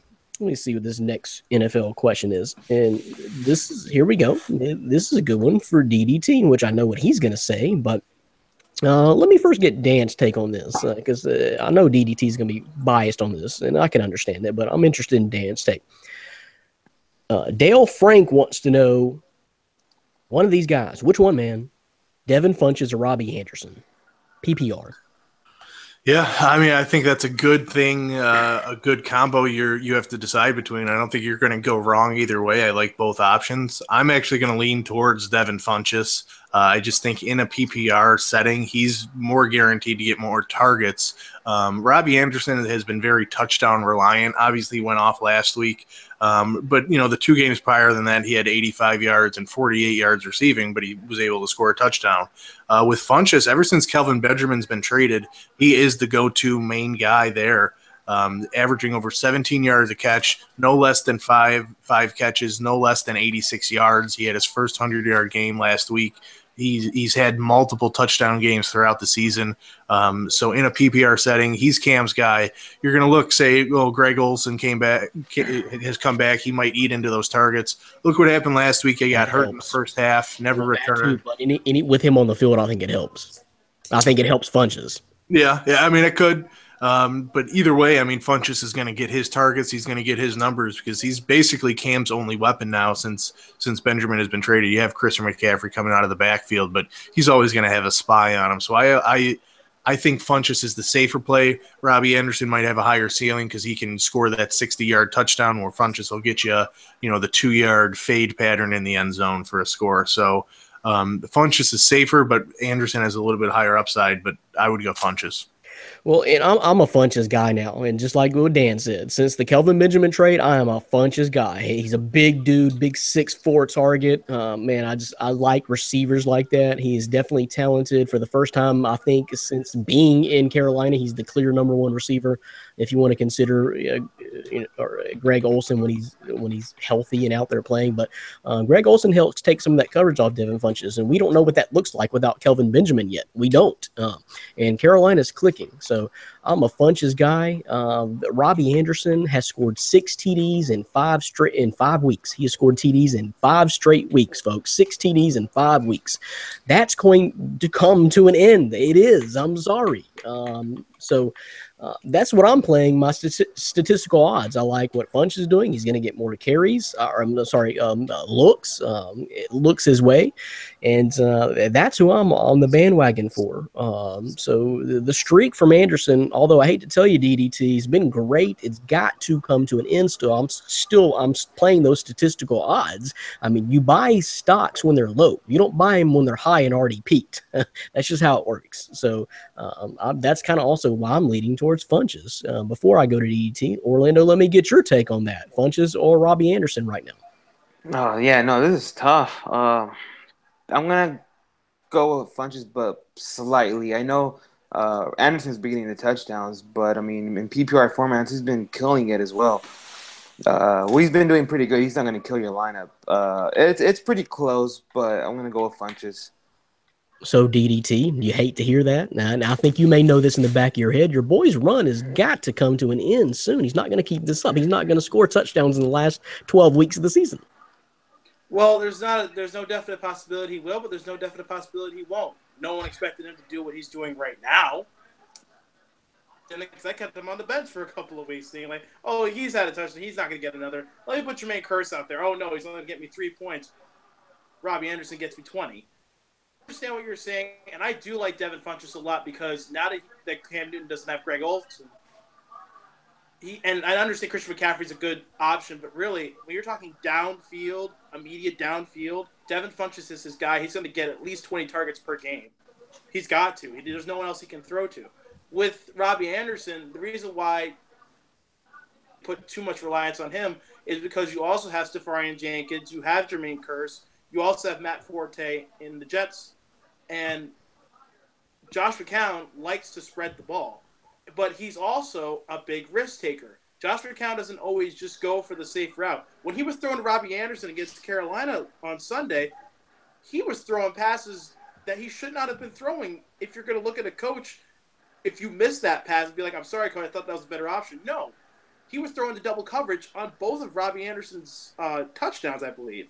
But Robbie Anderson has such a great ability. He's playing for a contract. He's playing for a spot because no one expected him to play this hard. He's playing hard to get a chance to be on this team as a number one receiver or a number two. Lean more towards Robbie Anderson because of the fact I think this hot streak, despite the fact that they're facing Kansas City, I think he can keep this streak going. I am going to play him this week. I think also you should play Robbie Anderson, but it's a win-win. If you can play both, play both. If you're lucky enough to yeah, you're right. So I don't know, it's just a matter of how you look at it. I'm just playing those statistical odds. I'm a Jets fan, so I'm biased. So you were right. Yeah, I'm a Jets fan. It's a killer streak he's been on, man. Killer streak, and I just do not see Devin that Funchess is great, though. I'm surprised at how well he is. He's going to be great for the next year. And that was kind of my point. We don't know exactly what the Carolina Panthers offense and Devin Funchess looks like or could be yet with him as the sole guy and a healthy Greg Olsen and a Christian McCaffrey out there learning and growing and getting better every single game too, and a Cam Newton that seems to be poised and ready to take over and try to get his team back to the Super Bowl, which is completely possible at this point with their record. I think they're 8-3? The Rams have anything to say about it. The Rams look good, and I was surprised by that, which is another reason for me to give Orlando kudos because I thought that Breeze and the Saints would handle the Rams a little bit better than that, and they didn't. But all right, Dale Frank, hope we helped you out a little bit there. The next NFL question, let's see. Okay, this one was inserted by Dan. This is going to stir up a pretty good conversation between him and myself. It comes from Kyle James Sebring. Or maybe Kyle James drives a Sebring. I don't know, but we'll call him Kyle. I'm going to give you guys advice. Keep sleeping on Kareem Hunt, and you will be sorry. He's going for 20 plus against those Jets this week. Remember my name, bitches. Oh. If you choose to Remember go my Twitter against, handle, bro. Come at me if you think that's true. if you choose to go against Get my what Twitter I'm handle, saying, bro. I want an apology on the next show. No problem. No problem. No problem at all. Well, I mean, we're good at that. I definitely have humility. But I mean, you're not really going out on a limb there, dude. He ain't done anything in weeks, and Dan should know this. I mean, he hadn't done any really. He hadn't scored since week 3. So since week, let me see. I got the notes here. Let me see. Since week, was it like week 8? He hadn't even broke 8.5 points per game in our league, and that's in a PPR league. And the Jets give up 120 plus rushing yards per game. So you're not really making a bold statement here. Dan, what do you think? You're going to keep playing him, Dan. To me, right now, based on what I'm seeing in this slide, then in depending on how deep your team may be, he's not even a running back 1 or 2 to me. But I know you're going to keep playing him. So how do you feel, Dan? Yeah, I'm confident in him as my RB2 behind Gurley. Here's the thing: the Chiefs need to get him the ball more. They're not giving him the ball enough. When you looked at the success that he had early on in the season against the Patriots, he had 22 touches. Against the Eagles, he had 16 touches. Against the Chargers, 18 touches. Redskins, 25 touches. Texans, which was his last 100-yard game, October 8th, he had 32 touches. So why is that? As you've seen the record decline, because the record's been declining too. So as the Chiefs keep losing game, what is it that Andy Reid doesn't see, or what is it that they possibly see in a practice setting or whatever, as they're losing, to back off this kid? Well, they take him out in a lot of passing situations, so that obviously hurts him, which is kind of surprising because early on in the season, he was used as a receiving back, catching the ball 5 times, 4 times, 5 times a game, and he just hasn't recently. So they're putting in a lot of Charkandrick West in those passing situations. If they go shotgun, if they go no huddle, he's not on the field. So that's definitely gonna hurt his fantasy potential. But if they give him the ball 20 to 25 times a game, he's going to get you the points that you want out of your fantasy team. So I'm not sleeping on him. So Kyle James Sebring, if you want an apology, it'll come from somebody else because I'm going to still start him. And I have confidence against the Jets defense, and he's going to be able to put up solid numbers as long as he's given the ball on a consistent basis.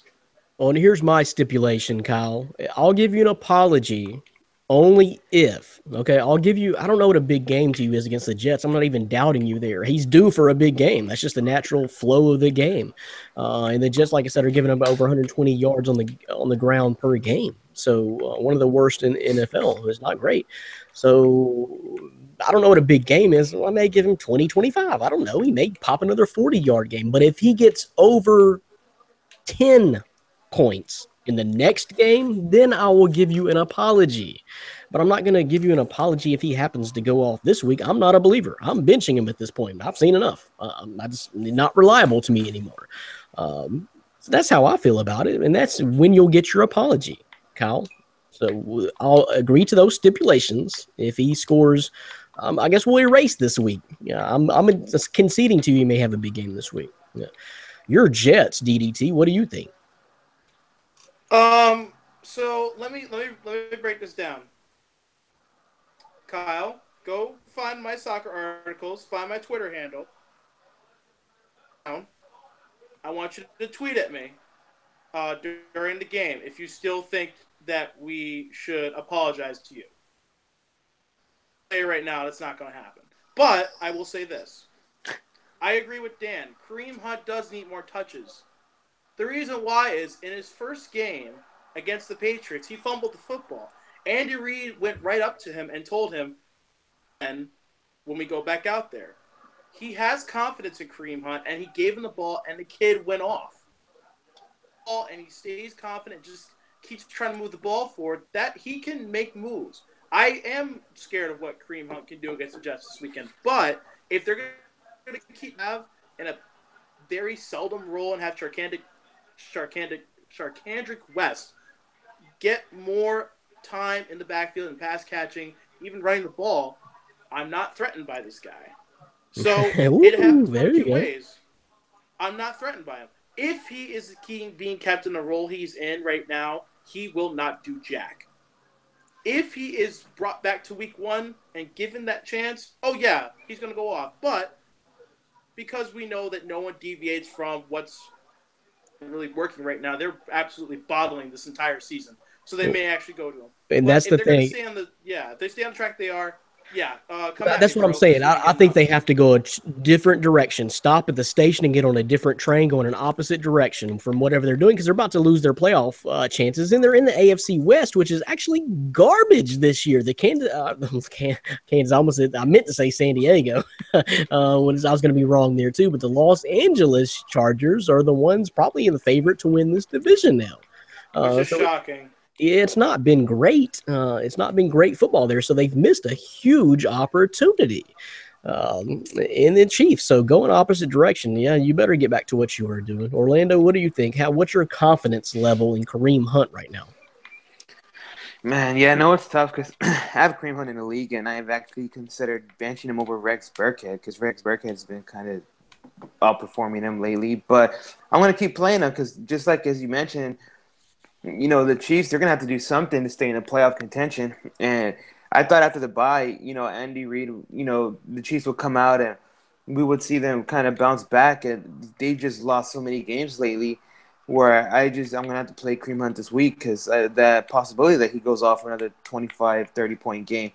Then they're going to have to go back to what they were doing to stay in the playoffs. And it's not so much losing faith in Kareem Hunt. It's really the Chiefs' offense. I have no idea what the hell they're doing over there. So I don't put that on Kareem Hunt. It's more on the Chiefs' offense. Yeah, I agree with something you said, Orlando, that he could go off. He very well could go off. I'm not going to doubt that. And if I'm Dan, I'm probably playing him this week for sure. Of course, I would be because I don't have any running backs. But even if you had a somewhat deep team at running back, then you got to take that chance. But I don't see it for the rest of the season. I'd be very, very cautious. So I laid out the rules for you, Kyle. We'll see if that comes true. Real quick, guys, got a breaking NBA news headline for you that Kristaps Porzingis has been helped to the locker room with what is being called a significant knee injury. Don't know what that means. And there goes our season. Okay, well, I'll see you guys later. There you go. In the corner now. See you, Dylan. Bye. Oh, come on. Significant knee injury. You gotta be kidding me. Question is, who owns him in our fantasy league? Do you guys know, or you don't own him, DD? Who owns him in our fantasy league? Do you know offhand, Dan? Oh, to hell with the fantasy league, man. Yeah. That's true. The team is doing good. I'm sorry, DDT. I'm sorry for the disrespect. Can we get a... What's that? Oh, career ending. The Knicks are doing good this year, and that sucks. That sucks for you. Hey, not career ending. Stop that. So we'll see. That's just early reports helped off the floor. We'll see. But man, that hurts. He doesn't have a knee anymore. Yeah. Let's go to the next. What? I need to go watch the video now. Let's go to the next NFL question to wrap that up. Then we'll get into some NBA. But the next one comes from Victoria Benavidez.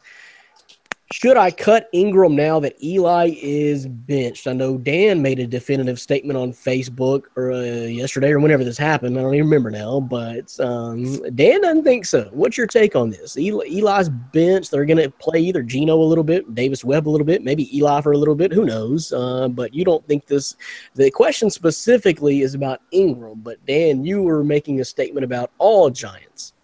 Yeah. Our message boards, my messages, social media wise, blew up after the news of the Eli benching. A lot of people wanted to know how it would impact the skilled position players on the Giants, and rightfully so. You have Evan Ingram's, Sterling Shepard, Orleans Darkwa. Those were the three that were most mentioned. I'm an owner of Evan Ingram in every single league I participate in, and I am starting him in every single league. Listen, here's the thing. I mean, Eli, yeah, he's good. Geno Smith is not as good. Davis Webb, we have absolutely no idea. But they can't be as bad as what Eli has been lately. I mean, he threw for 113 yards, completed less than 50% of his passes last week. On the season, he's actually had I think it's like 5 or 6 games under 225 yards passing. So it's not like Eli's lighting up the world with those targets. I mean, Ingram's had a couple bad weeks with Eli at quarterback. The reason I like Ingram so much is because you're going to have Geno Smith and Davis Webb running the show. They're going to want to check it down to the tight end. He's going to be the hot route guy. He's going to be the guy that they look to, maybe not vertically down the field consistently, but those dink and dunk type passes in PPR, Evan Ingram is going to light it up. I expect him to have 8 to 10 receptions. He might only have 60 to 70 yards with that, but he is going to be a high-volume target for either of those quarterbacks. So that was a good explanation. I wanted to get your explanation for it because we are on completely opposite ends of this argument. So you came out and said that, so I wanted a good explanation, and you very well could be right. But my take of it is that if you sucked already, you ain't getting any better without Eli Manning. To me, it's more of the system. And plus the offensive line, man, he was getting no help. Who was that they played? Minnesota or someone a few weeks ago when I said in our Pick'ems piece that, good Lord, if Rams maybe, if he survives, then that's a win for the New York Giants. And he got pretty beat up in that game and they got destroyed. If your line's not good, if your head coach doesn't really look like he knows what the hell he's talking about, everybody around you that has somewhat of a bit of a talent is hurt and either sitting at home or on your bench in street clothes, then Geno Smith or Davis Webb, I don't care. You ain't doing very good. And I have your theory a lot of times too, Dan, when a rookie quarterback is playing, or a backup or someone like that. I had that approach earlier this year when Jay Cutler came in with the guy I drafted, I think, or at least I picked him up very early. Pretty sure I drafted him because I thought he was going to do something. Julius Thomas didn't work out. I thought the same way you did, that dink and dunk, you emergency scramble, let me look for the big guy who's really close to me to pass it to. Sometimes it works out a little bit, especially PPR. You may be right, but I don't see it, man. This offense sucks. I don't think it's looked atrocious under Ben McAdoo, and Eli Manning not being in there doesn't help. 2-time Super Bowl winner. So I'm dumping all these guys. I don't want no part of this Giants offense from the rest of the season. I know you're all in on Evan Ingram. You may be right. For your sake, I hope you're right about that at least. But I'm out on this Giants offense, man. It's bad. It's bad. What do you think, Orlando? I mean, starting Ingram can't be any worse than more than half of the other tight ends in the NFL, outside of like Gronk, Kelsey, maybe Jack Doyle, and Jimmy Graham. So, yeah, I'm going to keep playing him out there, especially if you got Geno Smith or Davis Webb. They're going to look for those short passes. I don't think they're going to go necessarily for the big plays. So it doesn't really, struck me in fear of benching Ingram. I mean, obviously, if I have a better option, I'll go with that option. But I'm going to keep on rolling Ingram out there. So in New York, DDT. I don't know how much you keep up with this giant situation, but I've kept up a lot on it because I'm furious, and I'm not even a Giants fan. But okay, furious at what? I know I'm furious that Eli's getting benched because no one has done, and for what a New York franchise has done than Eli Manning. Okay, but what about Tom Coughlin too? I kind of you may have went backwards here 2 years ago. Tom Coughlin was only as good as Eli Manning was. I'm sorry, but Eli Manning was the reason why Tom Coughlin stayed in that job. He was the reason why he stayed in that dumpster fire when he allowed Odell Beckham Jr. to run rampant like a wild dog. It was because Eli Manning, as much as he was throwing interceptions, he kept them in games, and they were fighting hard in every game, even though they blew a bunch of fourth-quarter leads. I'm sorry, but Eli Manning's been the foothold in that Giants organization. To bench him because your season is over – with a consecutive starting streak on the line. But, I mean, I understand. I'm not trying to say that because he has 2 Super Bowls, he should stay in the game. No, that's not the reason at all. In the game, it's because Ben McAdoo is not going to be the Giants head coach next year. It's not going to happen. He's putting in Geno Smith and Davis Webb as his preferences because those are quarterbacks with a style that Ben McAdoo likes to run. But what I don't understand from him is you ran as the offensive coordinator for the Giants, and Eli likes you. You two work well together, which is why you got the head coaching job.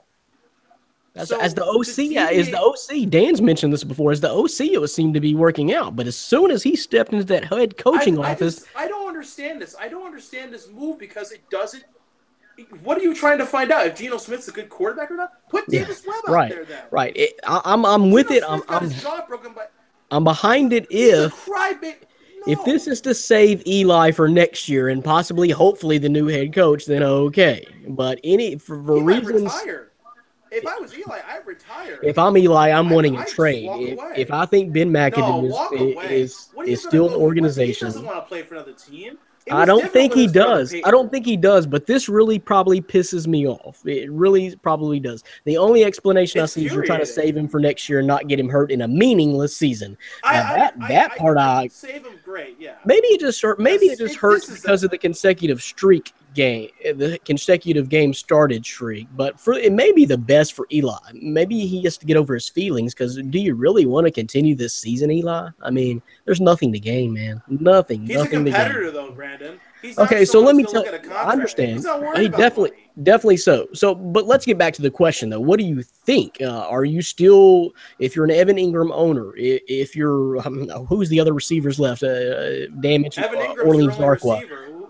You only have Roger Lewis, Tavares King. I mean, okay. So are you still on any? Are you playing any Giants? Are you playing any Giants in fantasy?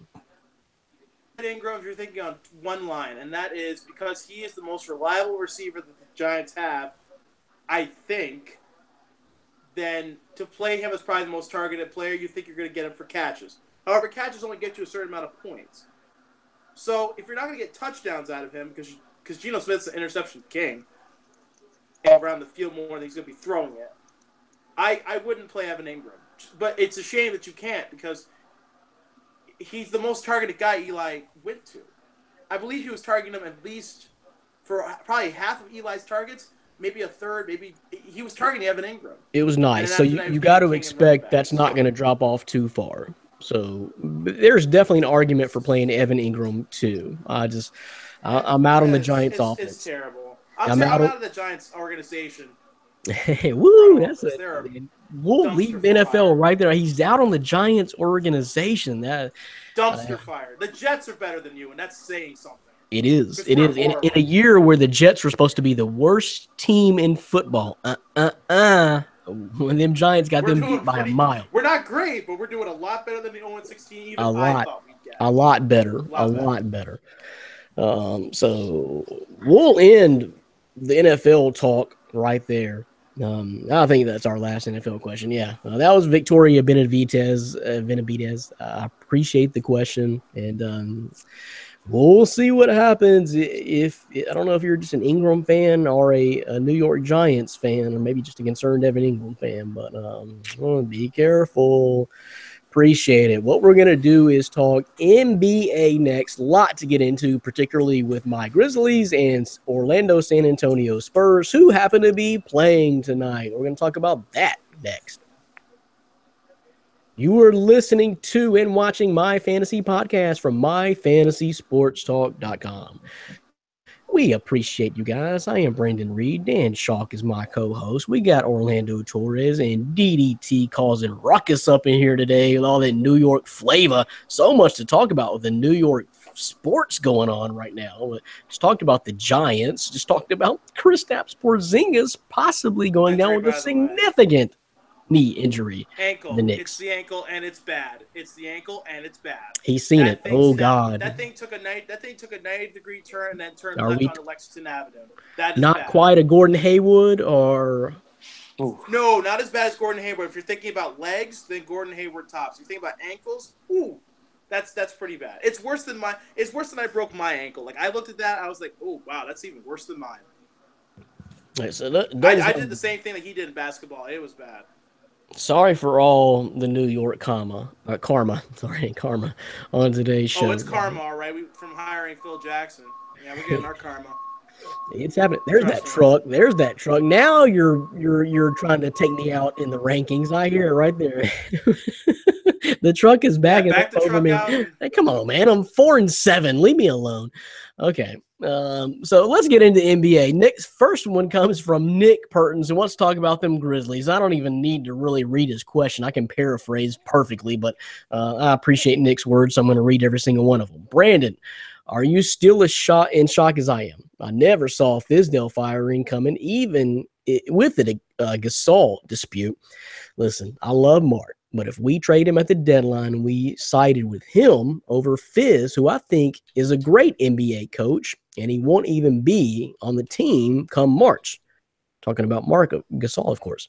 So how do you feel about it? I saw JB Bickerstaff coach a talented Rockets team, and let's be real, it wasn't good. Not like Fizz. Help me understand this mess. I don't know, man. I don't know.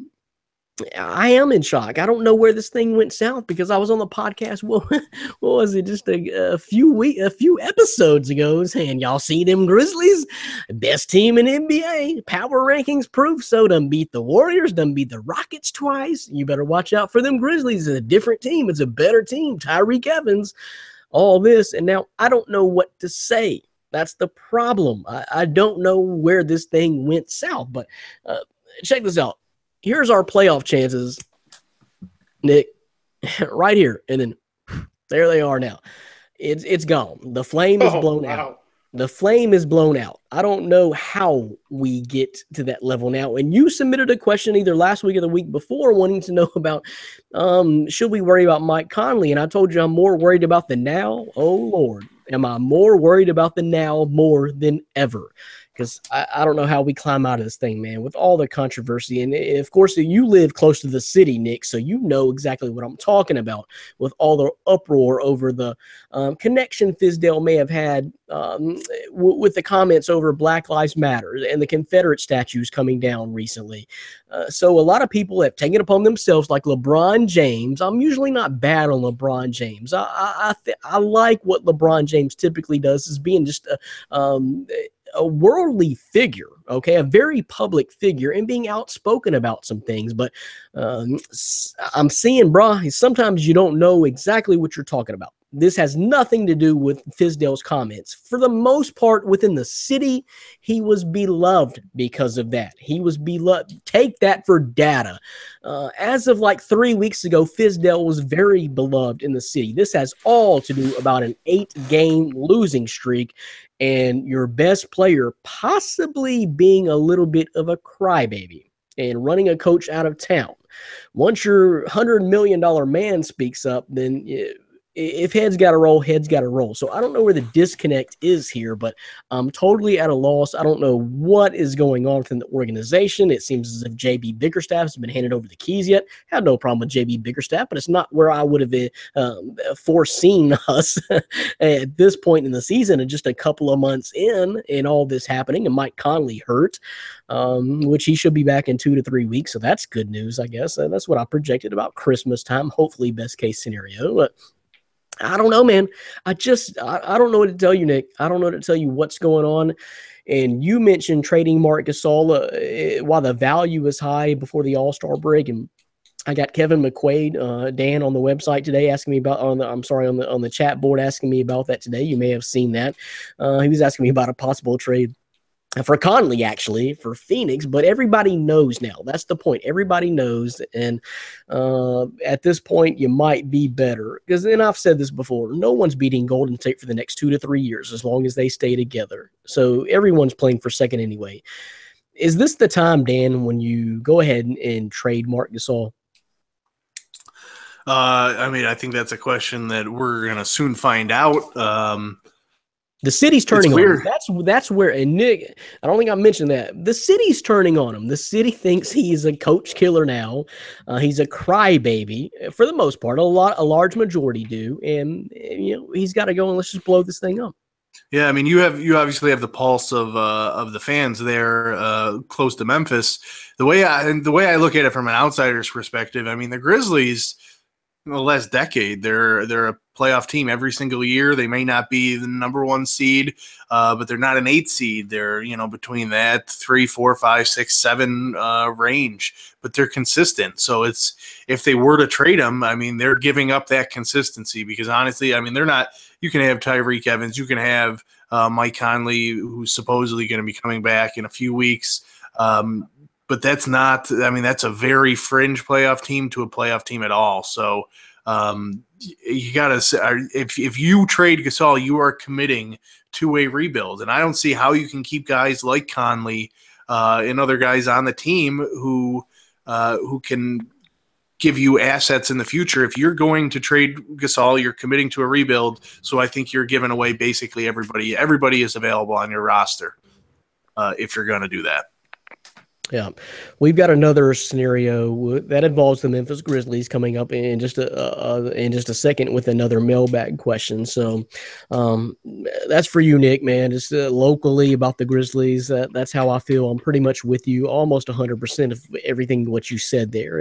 I don't know what happened, man. I don't know what happened, but I'm coming around to your point of view is if you might as well sell while Gasol's stock is fairly high. I talked about buying stocks earlier. Now I'm talking about selling stocks. You probably want to get out of the Marc Gasol business right now. And it might not even be a bad idea. With, like I said, the Golden State Warriors and the Houston Rockets way, way, way above you right now. You're not really going to accomplish much in the next 2 to 3 years with a solid core of Conley and Gasol anyway. So there you go. But we're running out of time, so I want to move on and talk about Judy Purton's question. This is for Orlando. That's one of the split household, man. Love this time of year in the Purton's household. Orlando, our Spurs have been holding their own without Kawhi and Tony. Now that Tony's coming back, are we a top 3 team in the West? Obviously, we need Kawhi to do anything in the playoffs, but if we continue to play team basketball and win games, then we can do it. I will cry my eyes out once Pop retires. He is the reason we are such a good, consistent team. What's the outlook now with Tony, and when the heck do you see a return from Kawhi? Judy Purtons. And real quick, I'll turn it over to Orlando, but I agree with something Judy said that Popovich has been this glue. It was Duncan, but now once Popovich leaves, then you might want to cry your eyes out because this franchise is going to be flipped upside down, and you don't really know which way it's going to go. No, true. I mean, that's something I've always thought about. Like, man, when Pop's gone, well, we're gonna cry. I mean, it's something we've all talked about here in the city. Yeah. They've been doing, is what Pop, just what she said, what Pop is doing. Without Pop, they probably wouldn't be a top 3 seed. Tony Parker coming back, but he's not the Tony Parker of old. He's coming off a pretty serious injury. He's he's an aging player, aging point guard, and we need Kawhi. We thought a week or two ago we're gonna get him back, and he's they're taking their time with them. And wait, I don't mind. Because I figure we're already going into December, give him the rest he needs to come back, fresh, rejuvenated. But then I want Kawhi to come back already, to start molding with, Rudy Gay and LaMarcus Aldridge and all those guys again, the DeJounte Murray, Tony Parker back in the mix. And that's the thing, you got to kind of mold them to get back into their role with Kawhi. Yeah, to get back into the role with Kawhi, exactly. So we need him back soon. Realistically, Judy, I love what they're doing right now. But without Kawhi, I don't think we could keep this up for too long. The Spurs are going to keep on fighting. They're going to do what they can. But they need Kawhi, and that's it. Well, I saw today that his prognosis is about on par with Conley's, about 2 to 3 weeks around Christmas time. He's doing 5-on-5 work right now, so he's getting closer. It's just a matter of how cautious they want to be with him. Yeah, and they're being super cautious with him. They're not rushing him back or nothing, which is a great thing. But once you start getting in that point of the season where everybody starts making a surge and everybody starts to make a run, they're really going to miss him there if they don't have him back in the lineup by then.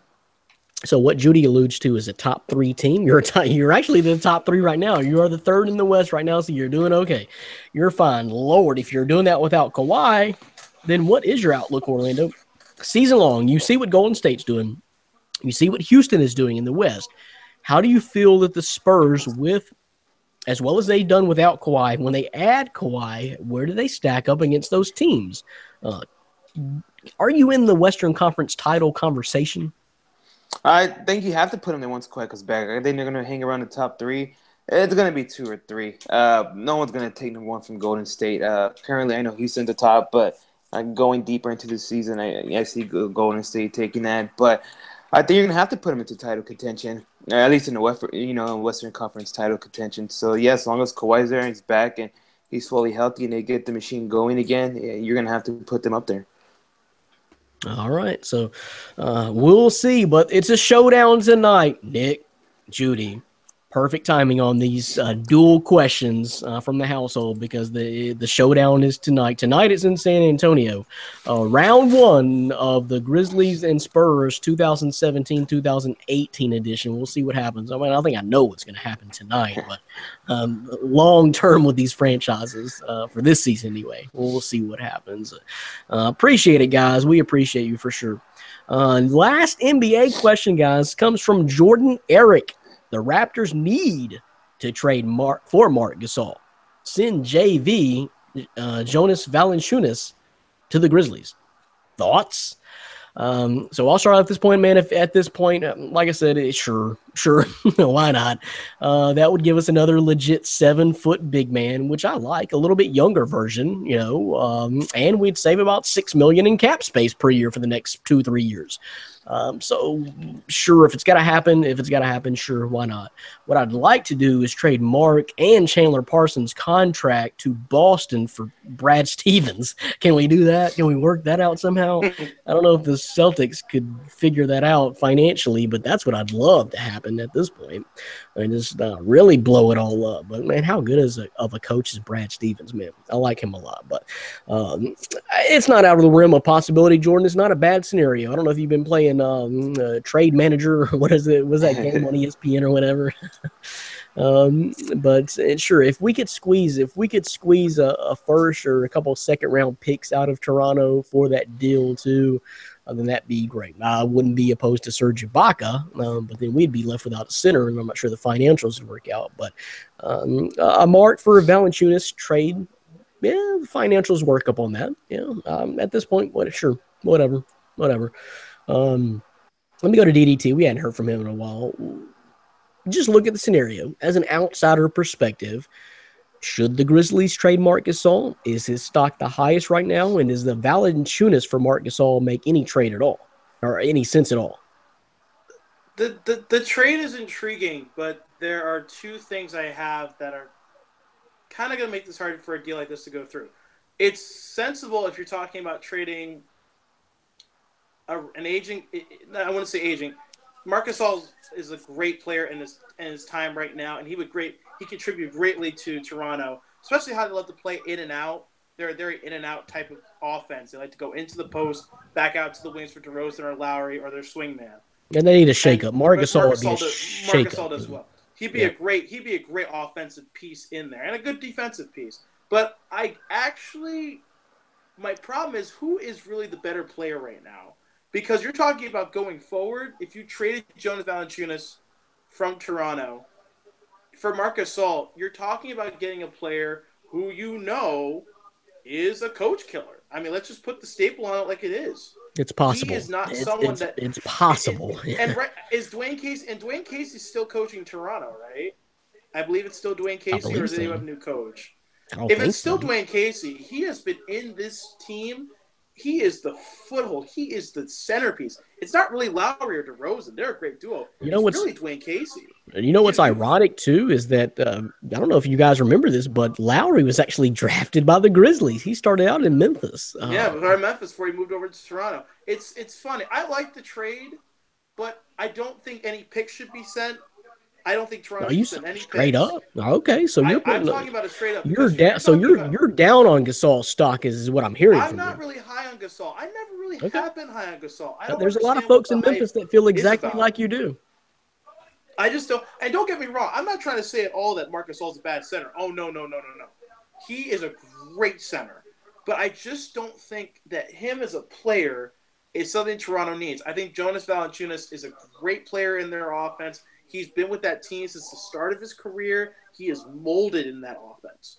Okay. To take him out and to put him in Memphis, they're in such a state of flux. You don't know what Jonas Valanciunas is going to be. There's nothing off the table. You know what he's going to be in Toronto. There's nothing off the table right now. It's time. It's time to do something. It's actually not a bad scenario for me. It's not out of the realm of possibility, is what I'm saying from Jordan Eric. But that's it. We'll talk about NBA a little bit more next week. Appreciate all the great questions. Maybe we'll have an answer about what the hell the Grizzlies are going to be or look like by next week. I doubt it, but we'll see. So we got possibly the most important question ever in the history of this podcast coming up next, though. I want to save that for last. So let's get into that. You're listening to and watching My Fantasy Podcast from myfantasysportstalk.com. Appreciate you guys. The last question comes from, and I'm so glad Dan included this in the show. I don't know where it came from. When I read it, I'm like, what the hell is going on in our podcast? We got a new audience. We completely lost it. Me and Dan were doped up on cough medicine last week. Maybe we said some things. I mean, why are we getting these questions? So I don't know, but I love it. I love it. J.A. Sherman wants to know, Dan, tater tots or French fries? What do you say? I love this question. This question not only made me laugh, but it made me reflect in deep thought. And I came up with the easy answer, and that's tater tots. I'm a tots guy. I had them last night in honor of our show. If you get loaded tots, that's even better. Get a little cheese on there. Get a little bacon bits on my tots. Dip them in French fries, or dip them in ketchup. Damn. Dip them in ketchup. Yo, please put that in the sound. Or please. you can dip them in blue cheese. Blue cheese is big up here in Buffalo. All around, they're delicious. Not hating French fries, but if I'm going to choose between the two, I'm going tots. Also, a little bit more portable. So okay, there you go. Let me ask you. So, like, are you saying all this you're talking about with the tater tots, or you do that in your household? You're making tater tots with bacon bits and everything like that in your household? No, I'll order that out at a restaurant. But like treat. last night, I did make tater. Did you know tater tots are actually trademarked? You actually have to say potato puff. Tater tots are trademarked. I've noticed that in the grocery store by some brands, and I see that a lot, and I never knew that. No. Yeah. So I'm a potato puff guy. Like I said, I made them last night. They were delicious. You got to get them a nice crisp golden brown. But yeah, they're delicious. I agree. So okay, so this is the difference here. If I'm out at a restaurant or fast food or whatever, everybody has their own different flavor of fries and specialty. Like your Arby's has your curly fries, McDonald's shoestring. Burger King has kind of went to a little bit more of a steak cut fry, but they all taste different. Every single one of them has a unique thing, and so I can't say that I'm necessarily a tater tot guy, but within the Reed household, yes, I keep tater tots. All I ever bake at my house is tater tots. I'm going to say I'm a tater tot guy, and I love it. Nothing like that crispy, baked to perfection little nugget of potato over a French fry, and that's the way I like it. So I guess I'm a tater tot guy. I never thought about it until J.A. Sherman brought it up. But am I a French fry guy or tater tot guy?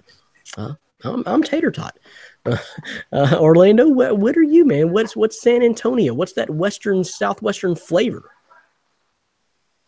Oh, I myself am a potato puff guy, if you will. Potato puffs. Yeah, you better for legality purposes. So We're gonna get a bill. Yep. With some chili and cheese on top, potato puff sandwich, whatever it is. I prefer tots over the fries. Not big on the fries overall. So tots all day it is for me. And dare I ask, DDT, what's your answer, dude? Are you a French fry guy in New York, or are you a tater tot guy, huh? No, see, I am a French fry guy from top to bottom. I'm really honestly, and Dan, you can relate to this. I went to college in Rochester for a little while. I don't know if you guys have ever had this, but if you're ever in the area of Buffalo, Rochester, you need to get a garbage plate because it is what America is made of. And I garbage. Listen, Dan, garbage plates are legit. Yeah. Listen, don't knock it to you. I know. And it's great. And listen, you can have tater tots with a garbage plate. Let me just finish this. I'm telling you, I get passionate when I talk about these. I like French fries because honestly, you can do so much with them. Like all you guys said, you can throw cheese, chili, bacon bits. You season them bad boys up. You can have them curly. You can have them thick cut. You can have them shoestring. I mean, fries are so changeable. You can have them as thick fries. You can have potatoes in oil. They can be called fries. They call them chips in England, fish and chips. I mean, come on. Fries are just so good. But the thing is, it's home fries is where I'm at. Oh, home fries. Okay, yeah. You see, and if you a garbage plate. Let me explain what a garbage plate is. A garbage plate is a mixture of at least 3 to 4 different things rolled into a nice big plastic box and you eat it. Yes, it sounds crazy, but this is what I usually get. I usually get macaroni salad, home fries, topped with 2 cheeseburgers, with meat sauce, grilled onions and mushrooms, ketchup and mustard. It sounds crazy. It sounds disgusting. But I'm telling you right now, it is truly the pure essence of upstate. You started that off. I'm with you, but you started that off with macaroni? Yeah, that was gross. Macaroni salad. Macaroni salad? Yes, yeah. Macaroni salad, home fries, 2 cheeseburgers, meat sauce, ketchup, mustard, grilled onions, grilled mushrooms. Do not knock it until you have tried it. Listen, I'm all about garbage plates. I had throughout one of the colleges I went to, Fredonia, great late night spot. Hit it up at 4 a.m. when the bars would close. Yep, same. Get yourself a nice big garbage plate. But I would never put macaroni salad on it. I would have hamburger, hot dog, chili, French fries, cheese, and yeah, I would fall into it late night. But they're delicious. But I mean, macaroni salad. Then I can't talk to you either. Okay, well, I first thought he was talking about macaroni and cheese, and I'm like, well, macaroni and cheese almost goes with everything. But you said macaroni salad. Macaroni salad. I'm telling you right now, I have had this garbage plate the same way since I was a freshman in college, and every drunken night after a good frat party, getting plates, and that's what I had. And listen, when I ordered it, they didn't look at me crazy. They were like, "This kid's on to something." You know, I don't know that you are. Maybe not on to something. Maybe you were just on something. I was on a lot of Heinekens and a lot of Heinekens. So many Heinekens. So good answer. J.H. Sherman. that could have gone south. I was about to say that could have gone south. You see what you started. Oh no, I put a sponsor bit in there, man. I'm hot on my feet right now. I threw nope, throw the Heineken bit in there. Come on, this is your only shot to do it. The macaroni salad. Yeah, you lost me in macaroni salad. Don't fall away from this, guys. I'm telling you. I'm going to come on the podcast next time. I'm going to have a garbage plate in front of me. I'm going to show it to you. Okay. And I'm just going to show you what I'm talking about. And you're going to watch me eat it through the entire podcast. Oh, gosh. And everyone's going to look at me. We've already seen Ryan eat cereal on this podcast. We did, yeah. Wait, he's eating what? Cereal. Cocoa Puff. Someone send me the link to that. I got to go Fruity Pebbles. Fruity Pebbles. No, man. Cinnamon Toast Crunch. What are you doing? I'm telling you what Ryan was doing. Yeah, Ryan that really happened.